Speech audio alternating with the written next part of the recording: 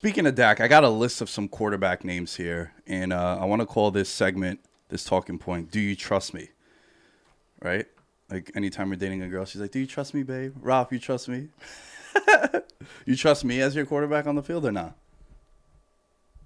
I got to see. You're making your debut now, bro. You're coming back. The return is back. Y'all about to remember. Bro. I must have forgot. Do you trust me? I got a list of some quarterbacks here, and it's basically like, I want to paint a scenario. They're on the road. They're down 4. There's 2 minutes left. They have the ball. Do you trust them to be able to make a play and to be able to get the win, right? Mm-hmm. Playoff game, or even you saw Baker Mayfield on Sunday against the Chiefs. Didn't get the job done. He's a name that's on there. But let's start with Dak. Do you trust Dak? 100%.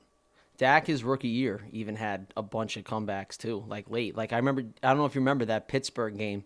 I know Danny definitely remembers that when I think Pittsburgh, they did that fake play against us in Antonio Brown. Oh, the fake spot. I do remember that. Zeke scored like an 80-yard touchdown pass. No. Well, what happened was Dak threw I think Dak might have completed 2 passes to Jason Witten, security blanket for all you know. But no, he. Anytime Witten would catch a pass, Ralph would just yell, security blanket! I think we were on the Pittsburgh 40-yard line, and I think there was 15 seconds left, and Zeke ran untouched up the middle. He wound up winning the game, and Dak's just done that. That's what made him. I think that's what made him early in his career. He was always in it. So he's definitely a quarterback that I'm. The last couple minutes of a game, if we're going downfield on offense, especially with the weapons too that he has, that's a big part of it too. CD's got to get his hands together. He dropped a couple balls the other night that could have been huge for us, especially on the first drive. He dropped a couple balls on the first drive that could have got us into first down territory and stuff. So, but no, Dak's definitely a guy I trust for sure. Damn, I'm looking at the box score right now. Dak, 319 yards, 2 touchdowns. Zeke, 21 carries, 114 yards, 2 touchdowns, 2 catches, 95 yards, and a touchdown. Dez, 6 for 116 and 1. Zeke had Dak threw him a screen. Yeah, I remember we called a timeout. It was 3rd and 15, and Dak threw him a screen, and Zeke ran. Who's the dude on Pittsburgh? I'm drawing a blank. That messed up his back, almost got paralyzed. Oh, Ryan Shazier. Yeah, he was the one who was chasing Zeke down, and Shazier was supposedly one of the fastest linebackers. He was Ohio considered State one boys. of the fastest. Yeah, and I remember Zeke outrunning him, and that was what triggered us to get going that game. Bro, I watch highlights from years of you don't know how bad I am with that. I could script out Cowboy games for years. It's crazy. AB had 14 for 154 and 1. Well, that's not surprising because Brandon Carr was probably guarding him. Yo, I'm with you though, man. I trust Dak. I think Dak evolved. We were talking about it too, just in the chat the other day. I think he could easily be a top 5 talent this year, just from what I saw from week 1. Not even being biased. He got paid in that contract. I mean, obviously it's hefty and it was going on for a long time, but I think he could prove that he could live out that contract for sure if he stays healthy. Yeah, and it also helps that you got all those offensive linemen back that didn't play last year. year. Yeah, and Zach Martin didn't even play against the Bucs didn't play. So I want to see how that impacts the game too. Him coming back against It sucks that La'el Collins got suspended because he played pretty well. Got suspended for PEDs or drug abuse. It's one of those two, but it's 6 games. But Tyron Smith was back. He's very important for that team. He played well. He needs to stay healthy. I mean, he hasn't played a full season in years. So yeah. Next up, Ryan Tannehill. Ryan Tannehill. I'm gonna go yes, just because based on what he has around him. Dude, Julio and AJ Brown. I mean, I know Julio's probably not the Julio of old. I mean, he's still great. He's still one of the greatest receivers, but I don't know, dude. Derrick Henry, that rushing attack, defense has got to be on their toes. I mean, they got blown out this past week, but honestly, Ryan Tannehill, he'd be more like a 50-50 guy. I don't know. I'd be a little bit reserved, thinking, he might have a late turnover or something, but just based on his weapons as of right now, I'm going to say yes. Just because of his career going, dude, ever since he's been to Tennessee, he resurrected his career. He was always injured in Miami. Yeah. Finally made it to Tennessee, and dude, he's been balling out there. Yeah. He's a weird case study because I agree with you. The weapons around him make me want to say yes. Yeah. But is that trusting him or is that trusting the team around him? Well, I mean, the only way to I mean, they're only going to get the ball from him, which I understand. That's a Yeah. big thing. Like, he's going to be the guy distributing it. I mean, he's more of like, I would trust him a little bit because he's not like really like a gunslinger like that. So I don't think he would like turn the ball He's over more late. He's conservative more like with his- conservative, not like a game manager because I feel like he's better than that. But going into like games late, I feel like he might be a little more like reserved with the ball, which will help them a lot too. Yeah. No, that's a fair point. And honestly, Derrick Henry is like, I've had him like I had him in fantasy last year, which is one of the reasons why I pretty much won because late in the year, you know how he gets with fantasy. But bro, I would trust them just because they're running attack and it opens up the field for him. So Yeah, I'm a little worried about that team moving forward, and it's not so much Tannehill, but Jonnu Smith not being there and Corey Davis. I went back and I watched that game. I got Game Pass, so it like speeds up some of the games. So I like to like do some reviewing, and that game really stood out to me. One, because I love Kyler Murray. Like Kyler Murray's my guy. I do feel like I might have been a year early on him because last year I said he was going to win MVP. week one, he was. Yeah, he was insane. And one thing that stood out to me is that Corey Davis and Jonnu Smith, them leaving, yeah, you get Julio, that's dope. And I'll never slander Mount St. Julio because that's Yeah. my guy. But those two guys were really good run blockers. And what does Tennessee love to do? Feed the Well, big yeah, dog. I mean, dude, you saw week one with them. Like their line was getting destroyed. Yeah. That Tannehill, like part of the reason why they didn't like play well or had any success was he was under duress like all the time. Yeah, Chandler Jones Yeah, had he was 5 just having a sacks. field day. So yeah, I get that for Yeah. sure. Kirk Cousins. Absolutely not. Yo, me too. I don't trust Kirk Cousins from quarter number 1 to quarter number 4. It's wild. The thing that bothers me about him is I've seen him play games. I'm like, wow, this guy can actually be like good. And then like he comes out against like these teams. And I'm just like, who is this guy? Like, I mean, all right, we know the Bengals like emerged like offensively. I get it. Like, but bro, like the other day against Cincy, like you could see like you'll watch them and you look at him and you're just like, yo, this is the reason why they don't win. Like, bro, they have like Dalvin Cook, who's arguably like one of the best like running backs in the league. Bro, and they have Justin Jefferson, who emerged like off the scene last year, like wasn't even like a drop off from Diggs when he left. Yeah. And then they have Thielen, who's always like, you know, he's a reliable guy. He'll catch the ball, he'll get you a couple like extra yards after the catch, like. And this guy, he just like holds them back. It's crazy. I don't trust him at all, like throughout the entirety of a game, not even the end of the game, like the entirety of the game. Like at any point of the game, he could turn the ball over and it's like a disaster, like off the jump. Yeah, it's so weird with him too. And there's also that running trend of I think he's won one primetime game in his career. He's like 1 in 15, Bro, just plays when horrible. when he was on Washington, like I literally couldn't wait to play them because it was like an automatic win on the schedule. No matter who the Cowboys quarterback was, he always found a way for them to lose, always. And he went to Minnesota, and everyone was like, "Oh, he went to Minnesota." Like Minnesota was good. Like the only they had like when they had like Bridgewater there, like they started to emerge, but then he got Case that Keenum, serious. too. But like Case Keenum is like a backup quarterback at best in the league right now. And he brought them to like what was it, the NFC Championship game, right? And then the next year they got that was Cousins. when they had the walk off with Diggs against the Saints. Yeah, and I'm just like, bro, they can go with Case Keenum, and this guy Kirk Cousins is like was a bona fide starter, and like Washington left, and they were like, oh wow, he's going to Minnesota now. He's gonna have all these weapons, and nothing. Duds. Yeah, duds. And they're probably not even gonna do anything this year. And Green Bay, you saw week 1 was like, you know, I'm not gonna get like crazy on that, but all their teams in their division lost, didn't they? Yeah. All the teams are 0-1. And they're still probably going to have a hard time making the playoffs, which is wild. And even Green Bay, for as bad as it looked, the more I thought about it, I was like, you know, because the week 1 episode, there's always like the super hot takes and stuff. I just was saying to myself, man, they still got number 12. They'll figure it out. Oh, They easily have on his worst day, that was his worst day. That's like probably the worst game we've ever seen him play. Yeah. And it's like whatever. After all that stuff that was going on in the offseason with the contracts, you didn't want to be there. You just gotta I'd say trust, give it a little bit. You gotta trust that he'll That was bounce like back. I mean, Rodgers like that year when they were like started off like, you know, terrible. And he was just like everybody relaxed, and they went off after that. Like him, he's like a quarterback that you're just never gonna like worry about. He's gonna get it together, especially with Adams too. They're gonna go off. Baker Mayfield. We actually talked about this before we came out here. He's the one that inspired this segment. Yeah, huge Baker guy. Yeah. Bro, he impressed me crazy in that Kansas City game the other day. I mean, he didn't really do anything crazy, didn't have like crazy yards. I don't even think he threw a touchdown, but you could just see. And the big thing with him is like he doesn't have Odell out there, which is fine. Like last year when Odell got hurt, that's when they started like winning games and like they went off. He like moves the ball around. He's such like I love him. I think he's a great quarterback. Loved him in college. Like he's like a gunslinger, but he also like now he doesn't like turn the ball over as much. He's very like conservative with the ball. Doesn't force anything. I'm big on him. I think the Browns. I was telling you before. I think the Browns Chiefs could be the AFC Championship game this year. I think we might see that matchup again for sure. Yeah. What's funny is he turned the ball over late, which kind of inspired this segment for me. And also because he's a guy who, I agree with everything that you're saying.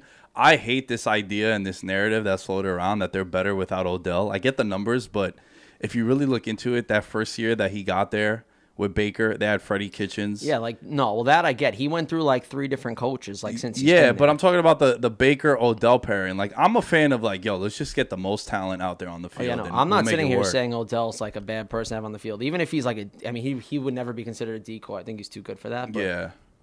I don't think that's the reason why Baker's played bad. I just feel like he doesn't force as many passes when Odell's not in the game. You know what I mean? Like Jarvis Landry's not a guy who's going to be running like downfield. Really, he's going to be running like those short, like, you know, nifty routes going in and out. And I feel like Baker's better for that. I feel like once he knows Odell's on the field, like he knows he has a deep threat and Odell's going to go get it. So I feel like he might force. I think he just has less turnovers. But I mean, it's not like it's a bad thing. I wouldn't look to get rid of Odell or anything like that. He's going to help them. Just as long as he keeps all, like, you know, his off the field, you know, like, he doesn't have off the field issues, but all like the quote unquote diva things that he's had through his career. Man, I don't know about Baker, dude, because there's a lot that I like about him, but then I started talking about it with Kirk Cousins way back in the day. It's like, yo, I'm happy if Kirk Cousins is my quarterback. Like, I'm not excited, but I'm content, right? Like, I know he's better than a lot of guys in the league until they step on the field with a Rodgers, with a Mahomes, with a Brady, and you're like, damn, there's serious levels. Well, let me to this. ask you, would you rather have Baker or Kirk Cousins on your team? Oh, I'd rather have Baker. Yeah. For sure. I wouldn't even consider Kirk Cousins like a top 15 or 20. I swear to God. Like, after like week 1, seeing all, like, you see all these young quarterbacks like starting, I wouldn't even consider him a top 15, 20 quarterback. Yeah. And they spent a pretty high draft pick on this kid, Kellen Mond, coming out, who was like, there were some comparisons to Josh Allen from the sense of how raw he was. Like, he's been playing quarterback for like 3 years. It's not a position that he's, you know, he wasn't a born and raised quarterback, but he's like a super athlete. And he's big, strong arm and shit. He had a video that went viral where it is pro day. He like rolled out to the left. He had like a Zach Wilson throw where like he rolled out to the left and then threw it to the right like 70 yards. And he's on that team too. Well, that's how these quarterbacks are nowadays. Like, that's how they got to be. They got to be very mobile quarterbacks, being able to move around. Like, you saw Kyler the other day, bro. Like, yeah, you came in here fired up about Andy Dalton, bro. And the Justin Fields thing, because I liked it. It's wild. It's really wild. Should I say? Yeah, go ahead. Bro, I don't understand teams. Okay, so, like, you obviously see, like, the trend in the NFL this year. Like, Trevor Lawrence obviously is going to start for Jacksonville. Their number 1 overall pick. Like, that's their franchise guy. You know, you got Zach Wilson. You know, you got Mac Jones in New England. Like, you see all these new quarterbacks starting. So, like, my thing is, the Bears, okay, they get a quarterback in Andy Dalton, which is fine. Like, he's a good backup. Like, he had his time in Cincinnati.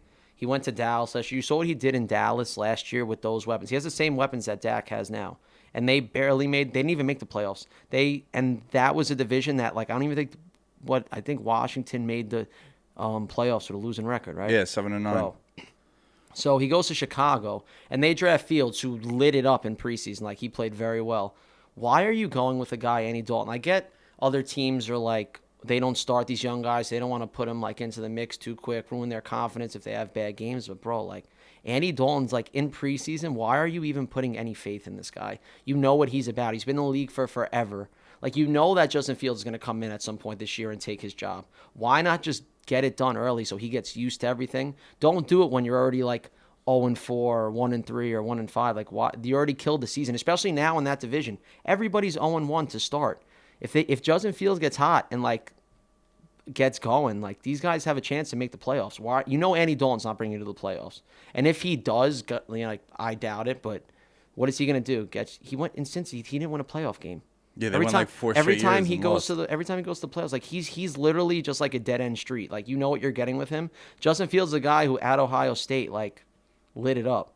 He got them like he was injured in the playoffs too, but he was he balled out. He was going to be the number 2 quarter. He was the second ranked quarterback coming out of the draft for a while. And then obviously like Zach Wilson, these guys like emerged ahead of him. But like the Bears got him at like what 13 or 12 or 13. Like bro, you stole him in the middle of the first round. They traded with the Giants. Yeah, the they Giants stole him. They stole him in the middle of the first round. Like bro, put him on the field. The kid's ready to ball and play. You got weapons out there. You got Montgomery. You got Robinson. Like you got guys that he can like do things with. Andy Dalton's gonna sit in the pocket all day. He's gonna get you a pick or two a game. Might get 300 yards passing if you're lucky, but you know what's coming with him. You're not going to make any strides as a franchise with him behind center. That's just my take on it. I'm sure like they, feel like they shouldn't throw him into the mix right away, but I don't see it. With all these young quarterbacks in the league right now, I say you get him out there, get the reps under him, and just let him go. Yeah, and also if you're just on that team, you see it. People know when you can play and when you can't. Yeah. From talking to professional athletes, that's one thing that they all say. They're like, yeah, you just know, man. Even like fighters, when I talk to Jared and a new guy comes in, and it's like, you can tell right away if this guy can make it or not. There's only like one quarterback that I would say you wouldn't throw out there was Trey Lance on San Francisco. Like he's great. You saw him in preseason too, but like Garoppolo like looked good week 1. So like you see where it goes. Yeah. But that's the only case. That's like the only case where I feel like that would be an issue. Last name on this list that I have is Lamar Jackson. I'm not gonna lie. I don't think I've ever told you this, but I do not like Lamar Jackson at all. I just don't like even the team around him. Like he's just like watching him the other night. Like he's exciting to watch because like how elusive he is, but like he has no arm, bro. When the ball leaves his hand, like I feel like I never know like what's gonna happen. I feel like he can't throw a pass over like 15, 20 yards, and it like is like a nice like anything.